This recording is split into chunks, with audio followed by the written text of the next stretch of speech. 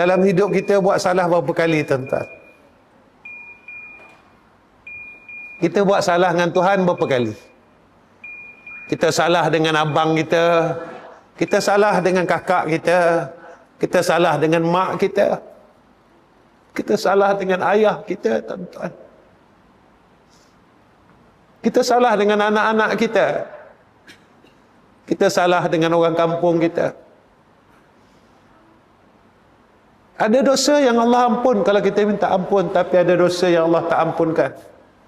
Jika dosa itu berkait dengan sesama manusia, salah kita dengan mak kita, kalau mak kita dah meninggal, nak minta maaf macam mana, tuan-tuan? Hebatlah macam mana kita, semayanglah banyak mana, hitam dahi kita, tuan-tuan. Tapi kalau kita buat salah dengan mak kita, tuan-tuan, Nabi kata tak cium bau syurga. Antara azab yang disegerakan oleh Allah Subhanahu wa taala, satu, orang yang anak yang derhaka.